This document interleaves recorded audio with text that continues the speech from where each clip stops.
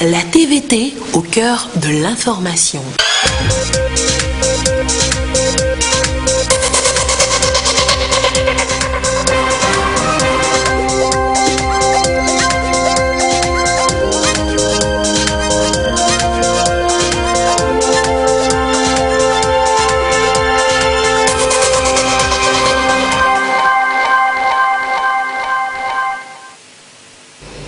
Il est l'heure du journal sur la télévision togolaise. Madame, monsieur, bonsoir. Et voici les titres de cette édition.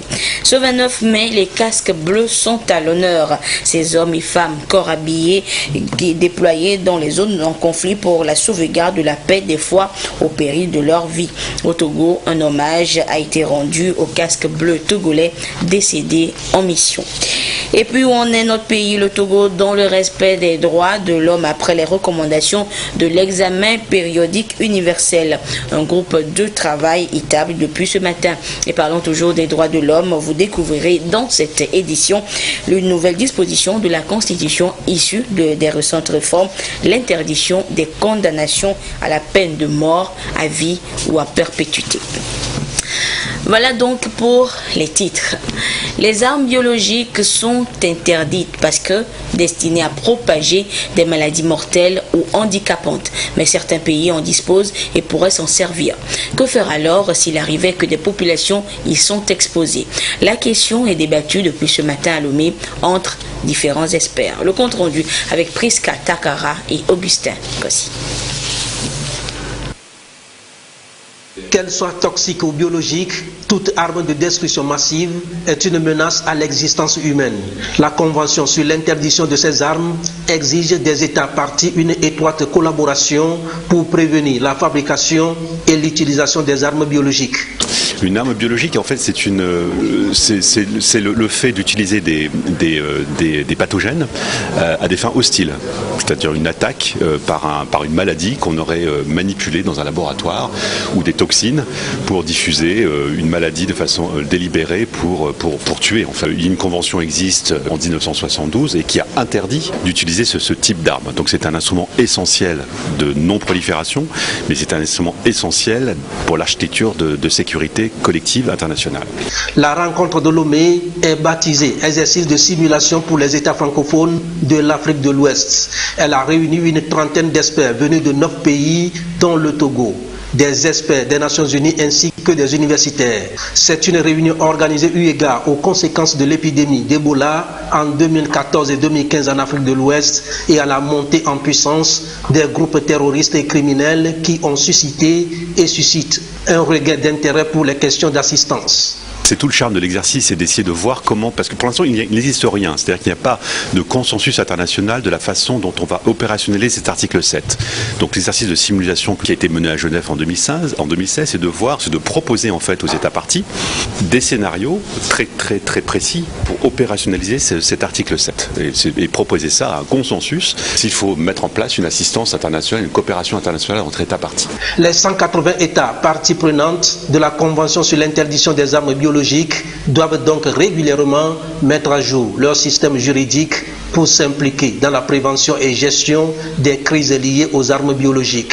Les 9 pays de l'Afrique de l'Ouest ont vite compris l'enjeu. Par leur adhésion, ils s'engagent politiquement mais aussi sur le plan juridique pour la réalisation du nouvel agenda du secrétaire général des Nations Unies sur le désarmement. Et sachez que le Conseil des ministres s'est réuni ce mercredi au palais de la présidence de la République sous la conduite du chef de l'État, Faure Issazimna Nyazingbe. Nous reviendrons dans le courant de cette édition sur le communiqué l'ayant sanctionné.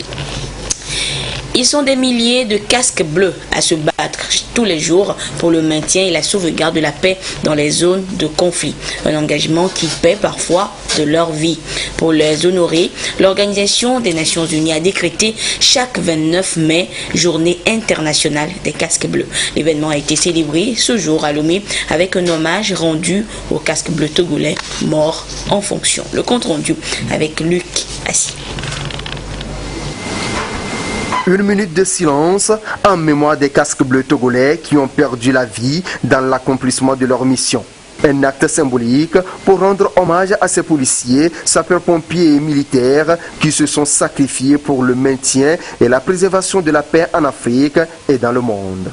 Cette vocation trouve sa source dans une tradition qui remonte à l'envoi d'un contingent togolais au Sheba en 1977 pour contribuer au retour de la paix et au rétablissement de l'intégrité territoriale du Zaïre d'alors. En ce jour du 29 mai qui leur est dédié dans le monde, ces casques bleus sont honorés. À ces héros disparus, à ces héros anonymes qui nous grandissent et nous élèvent par leur sacrifice, et à tous ceux encore vivants qui portent dans leur chair et dans les replis de leur âme les blessures de cet engagement au service de la paix, cette journée est dédiée afin que leur nom et les belles actions qu'ils ont accomplies sur ces théâtres lointains continuent d'inspirer ceux qui suivent le même chemin aujourd'hui. Le Togo, notre pays, qui a fait de la promotion de la paix et de la sécurité internationale le pilier central de sa diplomatie, prend une part active à ces missions à travers le monde. Ce sont 57 missions de paix qui ont été déployées par les Nations Unies à travers le monde depuis la toute première au Moyen-Orient jusqu'à aujourd'hui. 16 de ces missions sont toujours en cours, dont 11 se déroulent en Afrique. Dans la logique de faire de la participation à ces opérations un instrument de rayonnement international du Togo, elle est devenue une composante importante des missions des forces armées et de sécurité. À l'heure où nous sommes réunis ici, 2000 casques bleus togolais sont engagés dans 5 missions au Mali, en République centrafricaine, au Sud-Soudan, au Darfour et au Sahara occidental. Cet impératif a conduit aussi le gouvernement à mettre régulièrement de manière constante à niveau le matériel de nos contingents, avec notamment l'introduction, l'équipement progressif des unités engagées en véhicules blindés de transport de troupes, afin qu'elles soient mieux protégées pour pouvoir protéger les civils et la paix. Les forces de défense et de sécurité adressent par ma modeste voix depuis cette tribune leur respectueux remerciement à son Excellence, Forest Gnassingbé, chef des armées, pour tous les moyens qu'il met à leur disposition pour réduire les risques encourus par nos casques bleus dans l'accomplissement de leurs devoirs. Protéger les civils, protéger la paix est le thème retenu pour l'édition 2019 de la célébration de cette journée. Un thème qui répond aux défis sécuritaires auxquels font face les pays du monde, plus précisément ceux de l'Afrique de l'Ouest. Bien avant leur déploiement, les casques bleus togolais sont formés ou remis à niveau au centre d'entraînement aux opérations de maintien de la paix. Un des rares pôles de validation de formation en Afrique. Le public a eu droit aux démonstrations de sauvetage en zone de combat, de détection de mines, de gestion de crise et de techniques de négociation enseignées dans ce centre. Et justement, en termes de contribution de troupes à ces opérations de maintien de la paix, le Togo est classé 16e sur le plan mondial. Le professionnalisme démontré par ces casques bleus est fortement apprécié par l'Organisation des Nations Unies. Retour ce soir sur l'engagement du pays dans les missions de maintien de la paix dans le dossier signé Luc Assis.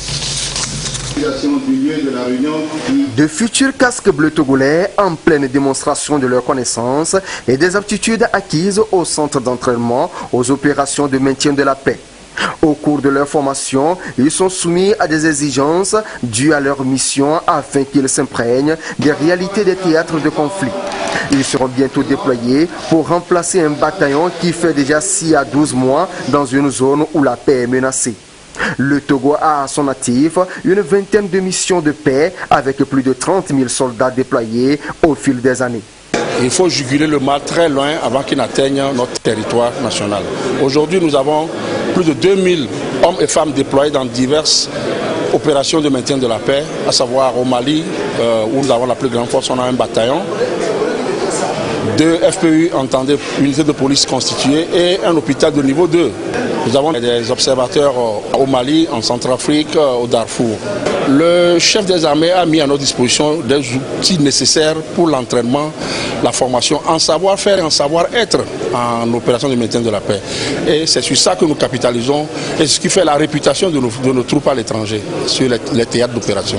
Donc le CEMP, le centre d'entraînement aux opérations de maintien de la paix, qui a été inauguré depuis 2009, fait ses preuves. Les résultats se sentent sur le terrain. Jusqu'à présent, le pays a perdu 20 de ses casques bleus et a enregistré 24 blessés au cours de ces différentes missions de paix. Ils ont fait le sacrifice ultime pour contribuer à asseoir la stabilité dans les zones de conflit. Au-delà de ces pertes en vies humaines, le pays fait montre de bon élève au cours de ses opérations de maintien de la paix. Ce qui lui permet de rehausser sa cote auprès de l'Organisation des Nations Unies, de gagner en expérience en matière de la protection civile et de la médecine militaire, ainsi que de renouveler son matériel militaire. Aujourd'hui, nous pouvons dire que les forces armées togolaises, les forces de défense et de sécurité en général, projettent le savoir-faire, le professionnalisme des forces du Togo à l'étranger. Et ça, c'est pour le rayonnement de toute la nation togolaise. Nos forces déployées ont une très bonne réputation. La preuve, nous avons encore des demandes sans cesse croissantes de troupes à déployer. Mais nous ne pouvons pas déployer toutes nos forces et laisser le territoire vide. C'est pour ça que nous refusons certains déploiements. Sinon, la réputation que nous avons, le professionnalisme dont nous faisons montre sur le terrain, pousse les Nations Unies, l'Union africaine et la CEDEAO à nous demander à chaque fois à augmenter notre participation. Aujourd'hui, nous sommes 16e mondial en termes de contribution de troupes, ce qui n'est pas rien. Aujourd'hui, nous rendons hommage à tous nos frères d'armes qui sont tombés dans la recherche de la paix sur des théâtres opérationnels. Donc, et en amont, il y a des dispositions financières qui sont prises aussi pour la prise en compte de leur famille. Donc, effectivement, ils sont reconnus. Leurs pertes, leurs sacrifices ne sont pas restés vains. Les différentes interventions des casques bleus togolais dans les zones de conflit contribuent à prévenir et à maintenir la paix au Togo. Une paix indispensable à l'implémentation adéquate du plan national de développement PND dans tous ses aspects. Ce qui permettra de créer un environnement favorable à la création de richesses au profit des populations. Et la promotion de la paix n'est pas seulement l'apanage des corps habillés. La société civile y est également impliquée. Et cette semaine, ce sont les acteurs de cette société civile regroupés au sein du WANEP qui redécouvrent les bonnes pratiques de paix. Sylvain Abdo depuis Atakpami.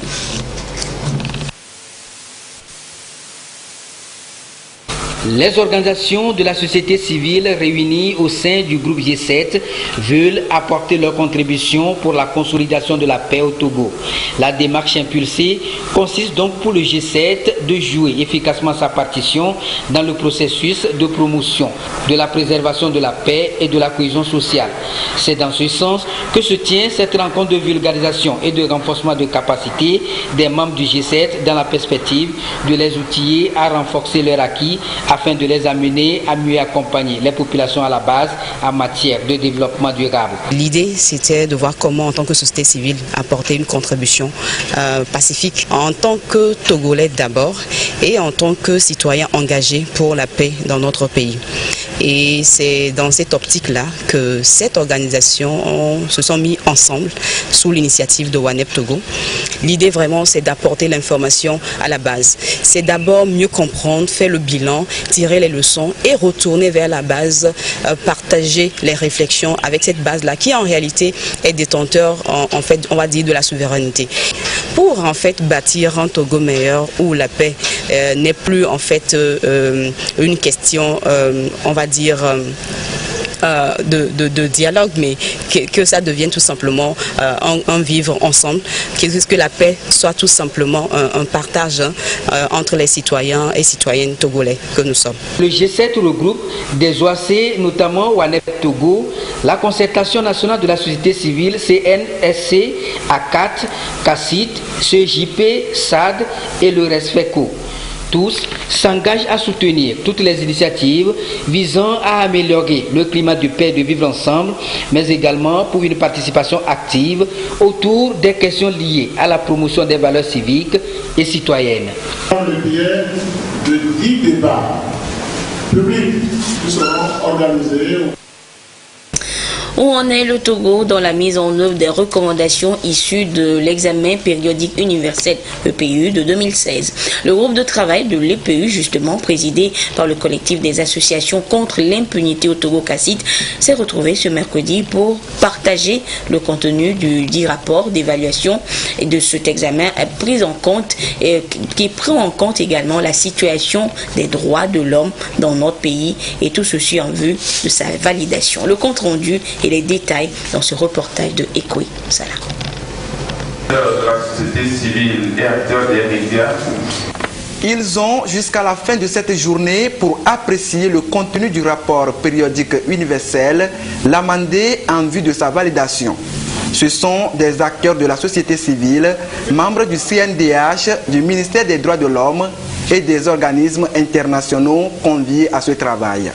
L'exercice n'est pas obligatoire, mais le Togo se l'est approprié il y a quelques années à l'initiative du CACIT, collectif des associations contre l'impunité au Togo.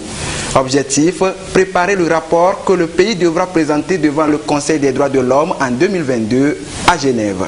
Comme les droits de l'homme, ce n'est pas uniquement l'affaire des gouvernants, nous, en tant que membres de la société civile, nous prenons sur nous de faire un rapport alternatif, un rapport de la société civile qui fasse le point de comment les droits de l'homme sont promus ou protégés dans notre pays.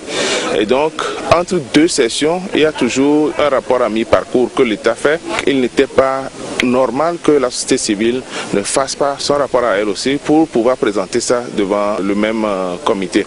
Et donc, c'est pour ça que nous, au niveau du CACIT, nous avons vu des associations sœurs et nous nous sommes mis ensemble pour préparer aujourd'hui le rapport de la société civile qui va être envoyé également au même organe.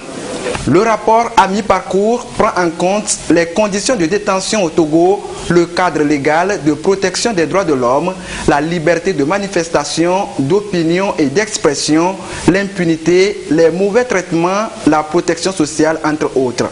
Il sera soumis au Conseil des droits de l'homme au titre du 3e cycle de l'examen périodique universel EPU.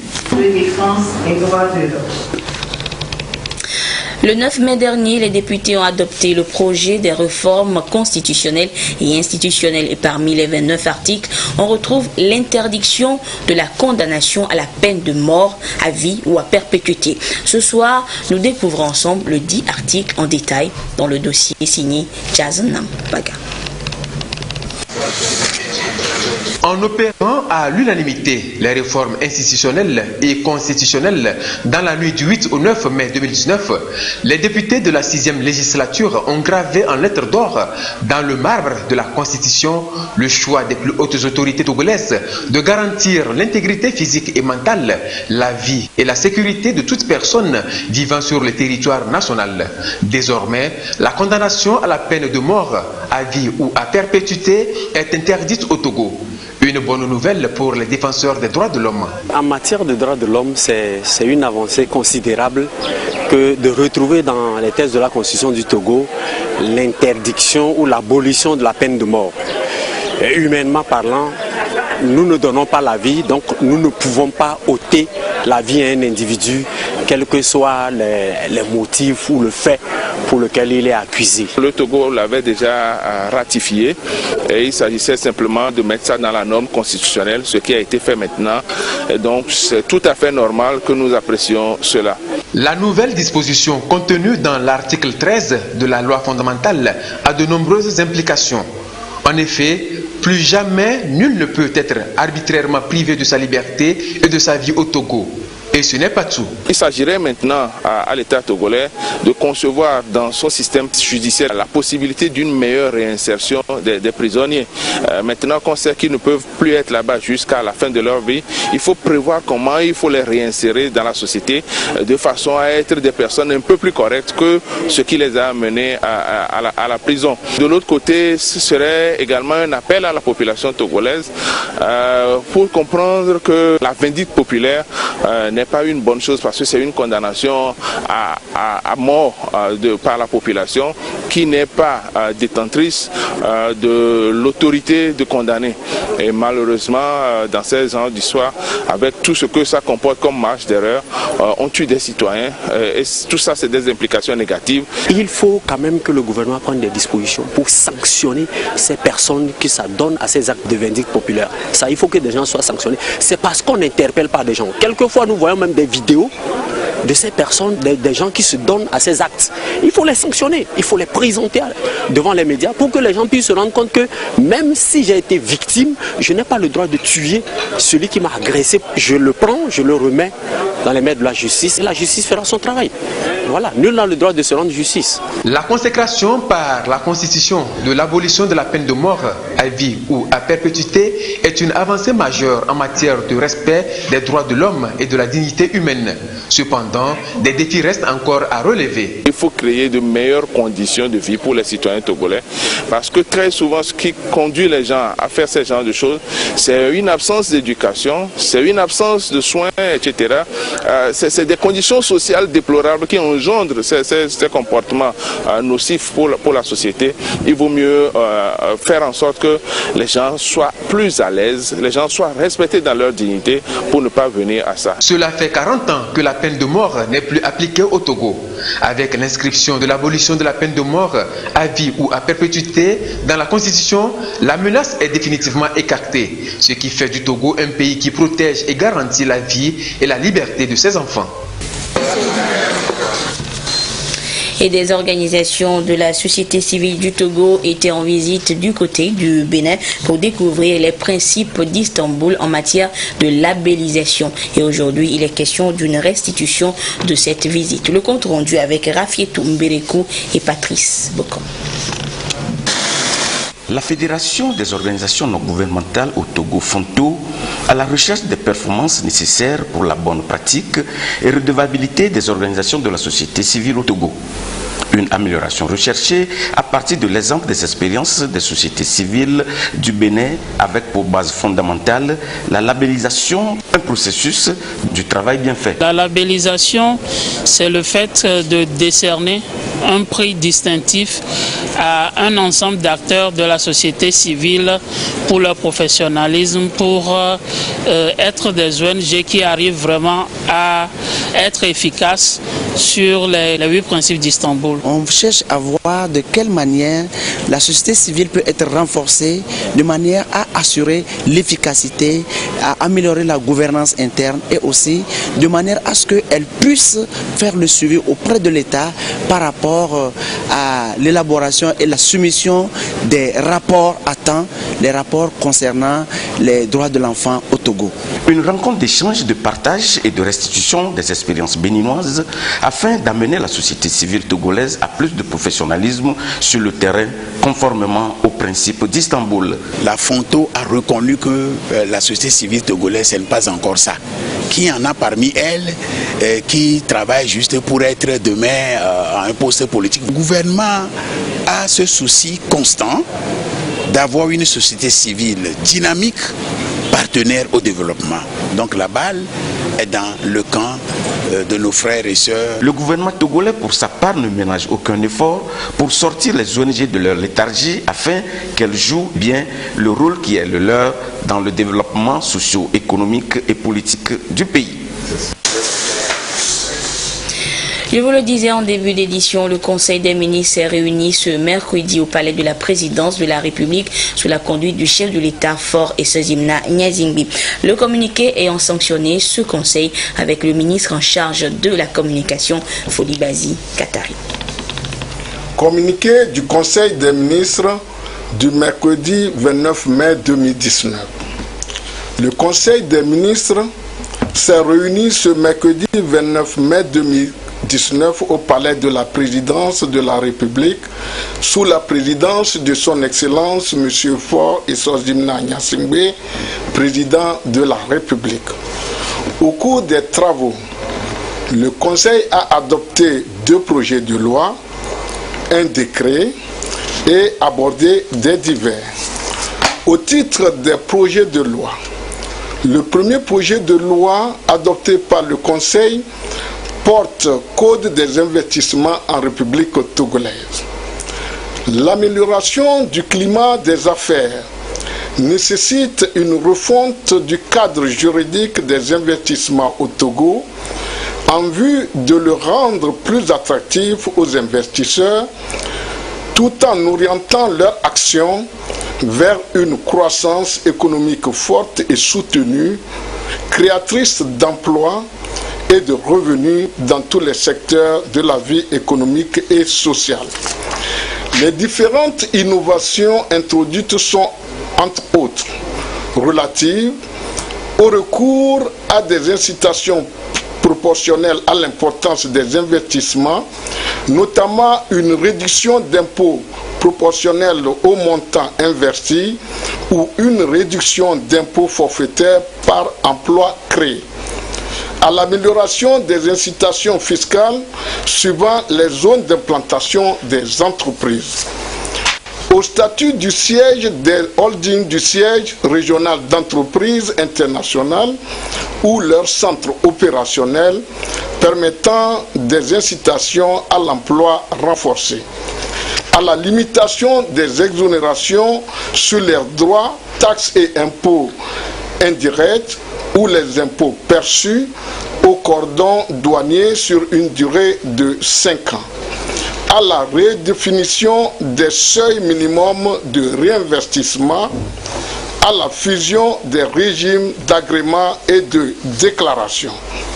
Le nouveau Code des investissements s'aligne sur le Plan national de développement PND 2018-2022 dans ces 3 axes, à savoir renforcer l'attractivité du pays pour les grandes entreprises internationales, leurs sièges régionaux ou centres opérationnels, à travers des avantages fiscaux spécifiques, compétitifs, accompagnant le développement du hub logistique axe 1 du PND, tout en permettant une croissance à court terme des revenus fiscaux de l'État par la limitation des avantages fiscaux accordés. Favoriser les investissements en accordant des avantages proportionnels à l'investissement pour encourager le développement de piliers de croissance à long terme, axe 2 du PND. Assurer le développement de l'emploi national en conditionnant les avantages fiscaux à la création d'emplois et renforcer les avantages lorsque les investissements ou la création d'emplois sont générés dans les régions de l'intérieur afin de consolider le développement social et renforcer les mesures d'inclusion. Axe 3 du PND. Le 10e projet de loi adopté par le Conseil porte Code de l'organisation judiciaire. Le gouvernement togolais s'est engagé depuis 2005 dans un vaste programme de modernisation de la justice afin de faire de notre pays un état de droit garantissant les droits fondamentaux de l'homme. L'une des réformes nécessaires à la réalisation de cet idéal commun porte sur la revue de l'organisation judiciaire. En effet, l'ordonnance du 7 septembre 1978 portant organisation judiciaire en vigueur n'est plus aujourd'hui adaptée à l'évolution socio-économique de notre pays. Il est dès lors apparu nécessaire de réformer en profondeur le cadre de l'organisation judiciaire afin qu'elle réponde à la fois aux impératifs de sécurité, de protection des droits et des libertés individuelles et aux légitimes demandes sans cesse croissantes des citoyens pour l'avènement d'une justice de plus grande proximité, égale pour tous, efficace, diligente et conforme aux standards internationaux. Le nouveau Code de l'organisation judiciaire s'intéresse aux objectifs figurant dans l'axe 3 du Plan national de développement en ce qui concerne l'amélioration de l'administration et de la gestion de la justice par le renforcement de l'accès équitable des populations à la justice et un meilleur aménagement des peines.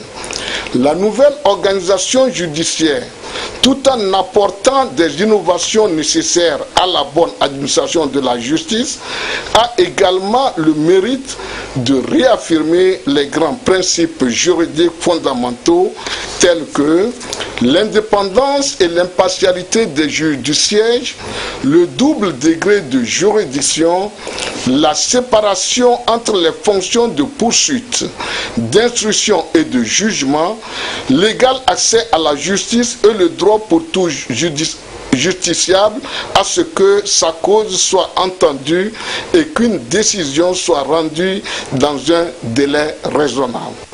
Le respect du contradictoire, la permanence et la continuité du service de la justice. La nouvelle organisation judiciaire repose sur les innovations majeures suivantes. La définition d'une carte judiciaire avec comme corollaire la création de tribunaux de grandes instances dans chaque région administrative à la place des tribunaux de première instance de première et de deuxième classe. La création des tribunaux d'instance à compétence civile et correctionnelle à la place des tribunaux de première instance de troisième classe qui disposent d'une maison d'arrêt. L'introduction du principe du double degré de juridiction en matière criminelle et en matière administrative. La création des juges et des chambres d'application des peines qui seront compétents pour organiser l'exécution des peines prononcées par les juridictions pénales. L'introduction de la collégialité au niveau des tribunaux en matière correctionnelle pour garantir les droits fondamentaux des prévenus. La réforme de l'organisation judiciaire nécessite des ressources importantes. Elle sera progressivement mise en œuvre suivant les efforts de l'État. Au titre des décrets, le décret adopté par le Conseil des ministres porte transfert à Togo Invest Corporation SA des participations de l'État togolais dans les sociétés complexes pétroliers de Lomé SA, Société togolaise de stockage de Lomé SA et Togo Oil Company SA. Togo Invest Corporation SA est une société d'État jouissant de tous les attributs de gouvernance et de gestion privée créée par décret numéro 2012-281/PR du 14 novembre 2012 et dont la mission est notamment les prises de participation susceptibles de générer les revenus qui pourraient être réinvestis dans les projets conformes à son objet, l'élaboration de mécanismes de financement et de partenariats efficaces, la création d'entreprises sous forme de filiales ou en joint venture, et elle sert d'interface au secteur privé. Le transfert des participations de l'État dans les sociétés d'hydrocarbures au Togo Invest Corporation SA, complexe pétrolier de Lomé SA 100%, Société togolaise de stockage de Lomé SA 40% et Togo Oil Company SA 79-73%, lui confère certainement un poids financier et une crédibilité vis-à-vis des tiers. Ce transfert permet aussi d'insuffler aux sociétés d'hydrocarbures concernées une nouvelle dynamique basée sur la performance et la rentabilité. Au titre des divers, dans le cadre de la préparation et la tenue des élections des conseillers municipaux prévues le 30 juin 2019, le ministre de l'administration territoriale, de la décentralisation et des collectivités locales a fait au Conseil des ministres le point sur le processus de révision des listes électorales en précisant que la CENI est en train de procéder au traitement des données et corriger les éventuels doublons avant d'afficher les listes provisoires que les électeurs pourront consulter. Il a rappelé que le dépôt des candidatures était clos le 27 mai 2019. On note un nombre élevé de listes de candidats. La ministre du Développement à la base, de l'artisanat et de la jeunesse a quant à elle annoncé la participation du Togo au débat annuel sur les investissements qui aura lieu à Londres les 4, 5 et 6 juin 2019. La délégation togolaise sera conduite par son Excellence, Monsieur le Président de la République, invité d'honneur de l'événement. La délégation aura à présenter les grands projets de développement du Togo, y compris le PND.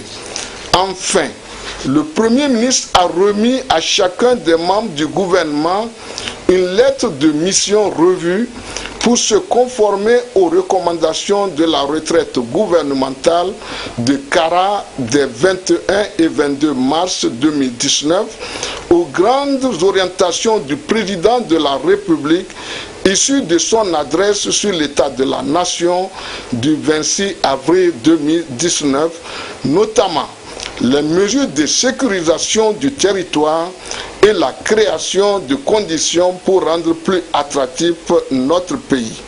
La nouvelle lettre de mission prévoit un mécanisme de suivi et évaluation des actions prioritaires du gouvernement. Les ministres auront à renseigner leur plan de travail annuel budgétaire ainsi que la matrice de suivi de la gestion des projets et programmes. Pour finir, il a été rappelé l'organisation de la 42e édition de la journée de l'arbre. Cette année, les membres du gouvernement mettront en terre des plans au centre d'enfouissement d'Aképé. Par ailleurs, le Conseil des ministres a procédé à des nominations au titre du ministère de l'Environnement, du Développement durable et de la protection de la nature et au ministère de la Sécurité et de la protection civile. Fait à Lomé le 29 mai 2019, le Conseil des ministres. Et je vous donne lecture de ces différentes nominations. Au ministère de la Sécurité et de la Protection civile. Commandant de la Force Sécurité élection 2019, Fossé 2019. Le lieutenant-colonel Yaovi Okpaoul, directeur général de la police nationale. Commandant adjoint gendarmerie de la Force Sécurité élection 2019, Fossé 2019.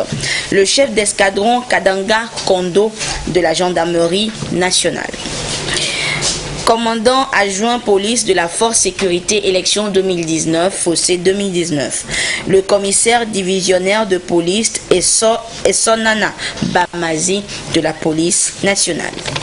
Au ministère de l'Environnement, du Développement durable et de la protection de la nature. Directeur de cabinet, Monsieur Koudadje Kodjo, environnementaliste. Secrétaire général, Monsieur Kofi Aoufo Dimizou, lieutenant-colonel des eaux et forêts, ingénieur agroéconomiste. Directeur général de l'Office de développement et d'exploitation forestière, ODEF. Monsieur Piabalo Alaba, commandant des eaux et forêts, ingénieur des eaux et forêts. Les acteurs du secteur minier sont à Atakpamé. Ils échangent sur la redevabilité de leur secteur d'activité. Il est question d'une meilleure gouvernance pour que chaque partie prenante puisse en tirer un meilleur bénéfice. Depuis Atakpamé, la correspondance de Silver Abdou. Des acteurs impliqués dans la gestion des ressources issues de l'exploitation minière autour d'une même table, une tribune pour discuter et réfléchir sur les problèmes qui minent le secteur au Togo. Il s'agit au cours de ce forum régional de redevabilité dans le secteur minier de travailler ensemble dans une synergie d'action pour un renouveau du secteur, ceci dans la dynamique d'accroître la bonne gouvernance et la transparence dans le processus de gestion des ressources. Cet espace d'échange est également une plateforme pour situer la responsabilité de toutes les parties prenantes en vue de définir une vision commune destinée à améliorer le secteur. C'est un espace qui est offert aux acteurs du secteur minier, particulièrement de la région des plateaux, pour discuter des questions relatives au secteur minier, en termes de bénéfices ou en termes de contraintes et de problèmes. Il est important, quand on veut développer un secteur minier, particulièrement au bénéfice de la population locale et nationale, que les acteurs puissent se retrouver et voir est-ce que les pratiques, est-ce que les bénéfices vont dans le sens d'un développement inclusif. Ce forum régional de redevabilité dans le secteur minier s'inscrit dans le contexte du projet de développement et de gouvernance minière initié par le gouvernement togolais pour mieux relever les enjeux et défis. C'est faire en sorte que tout le monde soit au finish informé de tout ce qui se passe dans le secteur minier. Que les gens n'aient plus à inventer l'information parce qu'il n'y a pas d'information. Que les gens n'aient plus à imaginer parce qu'ils ne savent pas où trouver la vraie information par rapport aux questions qu'ils ont. Donc aujourd'hui, l'atelier va nous permettre à nous tous qui sommes là, aussi bien les participants que les organisateurs, y compris naturellement et nous qui représentons le ministère en charge des mines et des énergies, d'échanger sur toutes les questions, de rendre compte de ce que nous faisons. Donc ce sera une tribune libre pour que chacun puisse poser des questions et avoir les réponses. C'est donc une rencontre de donner et de recevoir. À terme, c'est de parvenir à réaliser un potentiel minier considérable, améliorer la perception des impacts environnementaux et sociaux des exploitations minières, mais aussi définir un plan d'action environnementale et social stratégique du secteur au profit des populations à la base. Lomé abrite depuis ce matin une rencontre des experts en radiodiffusion de l'espace CEDEAO. La rencontre a pour objectif de déterminer les équipements et techniques adéquats, le mode de diffusion et la structure de gestion d'une radio régionale que compte mettre en place dans les prochains jours la commission de la CEDEAO. Les détails avec Jules Afanchao et Carmen Manji. En se retirant du Libéria, l'ex-mission des Nations Unies a transféré sa radio à la CEDEAO. La commission de la CEDEAO ambitionne donc de permettre à cette radio d'émettre dans toute la sous-région. En septembre 2018, des experts de l'information de l'espace communautaire se sont réunis à Monrovia au Libéria pour étudier les aspects techniques et les programmes de cette radio. Les recommandations ayant sanctionné cette réunion sont revisitées à cette rencontre de Lomé. Une révision qui va aboutir à l'élaboration d'une feuille de route. Celle-ci devrait être soumise au ministre en charge de l'information de la CEDEAO pour validation. C'est vraiment une concertation de professionnels sur ce sujet qui est très important, qui est comment regarder, comment analyser toutes les dispositions afin de pouvoir mettre en place cette radio régionale de la CEDEAO pour qu'il soit opérationnel d'ici 2022, comme on l'a dit, même sinon avant. Pour couvrir les 15 États membres de la commission, de la communauté, il faut effectivement travailler avec des technologies adaptées. Aujourd'hui, la radio, vous avez d'autres systèmes d'utilisation tels que les radios par Internet et autres. Ces assises permettront aux experts de définir dans chaque pays, entre autres, les sites où seront colocalisés les émetteurs FM et stations VSAT de la radio régionale. La colocalisation sans frais dans les pays membres de la CEDEAO des équipements de réception VSAT et d'émission FM de cette radio va être également assurée.